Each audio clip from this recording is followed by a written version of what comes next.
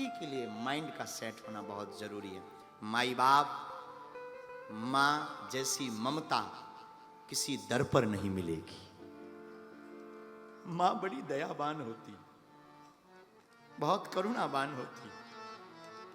माँ के जैसा स्वभाव किसी का नहीं हो।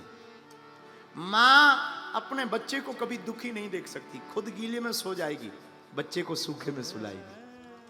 खुद भूखी रहेगी, बालक को भोजन कराएगी। हम माई बाप आप बड़े भाग्यशाली हो, हम आप कितने भाग्यशाली हैं। पराम्बा माँ की गोद में बैठे हैं, तो हमारी पराम्बा माँ कब हमको दुखी रहने देगी? ये कब हमको कष्ट में रहने देगी? तब जब बालक माँ की शरण में नहीं आता, जब बालक माँ का नहीं होता। इसलिए डूब जाओ आप, हम भाग्यशाली हैं अम्बा के चरणों में, इसलिए डूब जाओ, उनके चरणों को पकड़ लो। पकड़ने के बाद छोड़ो मत। अगर माने, आप देखो, जब तक समर्पण नहीं जीवन में, समर्पण का अभाव है, तब तक किसी भी द्वार पर जाओ, दरबार में जाओ, असंभव है कृपा। देखो, दूसरों के बारे में जानना ज्ञान है, लेकिन अपने बारे में जानना आत्मज्ञान है। दूसरों के बारे में कहना बहुत सरल है, अपने बारे में बोलना बहुत कठिन है। अपने बारे में समझो आप, अपनी मां है, अपने मां के सामने जाकर बैठ जाओ, कुछ बोलो मत। एक बात बोलें, 1 लाख लोग बैठे हो, मां 1 लाख लोगों में अपने बच्चे की श्वास से पहचान जाती है ये हमारा बेटा। 1 लाख लोगों में पहचान जाती है हमारा बेटा है, ये बेटी है। जिस प्रकार संसार की मां 1 लाख लोगों में जब बच्चे को जान जाती है, माई बाप ये तो पराम्बा है, करोड़ों की भीड़ यहां रहे, पर मां तुम्हें पहचान जाएगी ये हमारा बेटा आ गया है। ठीक है, जाकर समर्पित हो जाओ, डूब जाओ मस्ती में, उनके हो जाओ। अंबाजी के पावन चरित्र में हम जो गाथा गा रहे हैं, तो नाम उमा अंबिका भवानी पर चर्चा आपसे जो कर रहे हैं, उसमें हम आपको बताएं कि मां का नाम सती के बाद अंबिका पड़ा ही हिमवान के घर। अच्छा, पार्वती के पिता हिमवान, विचार करिएगा, हिमाचल की बिटी और हिमवान की पुत्री ही क्यों बनी माता पार्वती? हम आज बैठे बैठे रामचरितमानस पर विचार कर रहे थे कि मां पार्वती अंबिका है, और अंबा मां जिसका हृदय पहाड़ की भांति ऊंचा होगा, उसी के घर प्रकट होगी। जब तक आपका भाव का हृदय ऊंचा नहीं है, मां का प्रकट होना असंभव है। और माई बाप अंबिका बिना हिमवान के घर पर पैदा उत्पन्न नहीं हुई, प्रकट नहीं हुई। उसी प्रकार तुम्हें भी अपने हृदय में अंबा की भक्ति को प्रकट करना है, तो अपने हृदय को पहले हिमवान की भांति विशाल बनाओ, भक्ति को ऊंचा करो। अच्छा, भक्ति कैसे मिलेगी? बड़ा विषय है महाराज, भक्ति कैसे मिलेगी? तो जन्म मां देती है, लेकिन भक्ति का जन्म महात्मा देते हैं, फिर परमात्मा की प्राप्ति होती है। इसलिए मां भगवती जिनके घर प्रकट हुई, हिमवान के घर, हिमवान के घर प्रकट इसलिए हुई क्योंकि मां उसके घर पर ठहरना चाहती, रुकना चाहती, जिसका हृदय एकदम बड़ा है, विशाल है, और जो बड़ा कंजूस हो। कई आदमी इतने कंजूस होते हैं, हनुमान जी बचे। एक आदमी इतना कंजूस, एक महात्मा के पास गया, कागज पर फूल बनाकर ले गया, महात्मा से बोले फूल स्वीकार करो।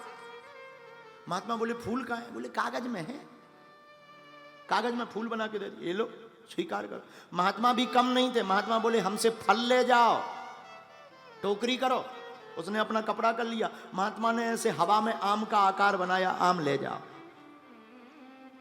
आदमी बोला ये क्या है? बोले जैसे तुमने फूल ले वैसे फल ले जाओ। तुमने कागज के फूल दिए, हवा के फल ले जाओ। माई बाप, हम ये नहीं कहते कि आपको कैसे जीना चाहिए, आप अपने हिसाब से जीना चाहिए, आपकी जैसी परिस्थिति बोले वैसे जीना चाहिए। हम इतना कहते हैं कि आपको परमात्मा के सामने समर्पित होकर के जीना चाहिए, विशाल हृदय बनकर के जीना चाहिए। इतना विशाल हृदय होना चाहिए भगवान के सामने। देखो जिससे प्रेम होता है ना, उससे नेम और टेम का कोई मतलब नहीं होता है। नेम और टेम तो बिजनेस में देखा जाता, भैया 5 बजे की ड्यूटी है, बस अब पूरा हो गया, अब हम जाएंगे घर।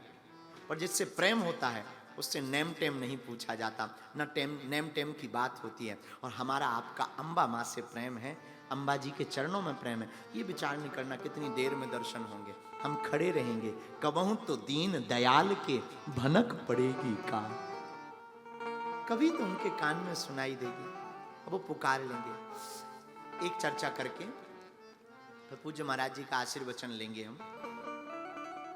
हमारे गांव के पास में लवकुश नगर के कीर्तनकार माट साहब माता दीन जी, हाँ, एक हमारे बगल में एक महाराज जी क्षेत्र है लवकुश नगर, वहां एक कीर्तनकार है माता दीन विश्वकर्मा जी, बहुत अच्छा है, ज्ञानी है। बागेश्वर धाम पर कीर्तन करने आए। उनका एक ढोलक वादक था सुरेश, अभी भी है, लेकिन सुरेश अंधा था, दिखाई नहीं देता है उसे। बागेश्वर धाम आया तो मास्टर ने कहा कि तुम यहीं गाड़ी में रुको, धाम पर भीड़ ज्यादा है, हम लोग दर्शन कराते हैं, तुम क्या करोगे, दिखाई तुम्हें देता नहीं, गुम जाओगे, कोई हाथ पकड़े ना पकड़े, छोड़ दे, आफत हो जाएगी, भीड़ ज्यादा है, यहीं रहो। उसने कहा नहीं हम तो जाएंगे, सुरेश ने कहा।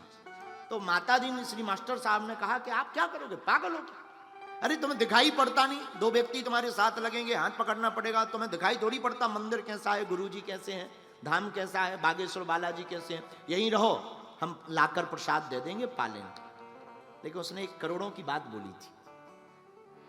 बाबा उस ढोलक वादक ने कहा मास्टर साहब हम जाएंगे और जरूर जाएंगे। बोले क्यों? बोले ये तो तय है कि हमें दिखाई नहीं देता, हमें मंदिर भी नहीं दिखेगा, पुजारी जी भी नहीं दिखेंगे, गुरुजी भी नहीं दिखेंगे, पर हम फिर भी जाएंगे। तो मास्टर साहब ने कहा क्यों जाओगे? उसने हाथ जोड़कर कहा हमें जरूर नहीं दिखाई देता तो क्या हुआ, लेकिन हम बालाजी के सामने खड़े हो जाएंगे तो बालाजी को तो हम दिखाई पड़ेंगे, हम बालाजी को दिख जाएंगे, काम हो जाएगा। माई बाप यही हम तुमसे कहना चाहते, तुम्हारी भक्ति दुनिया को दिखाई दे ना दिखाई दे, पर तुम्हारी भक्ति और तुम्हारा समर्पण तुम्हारे परमात्मा को जरूर दिखाई पड़ना चाहिए।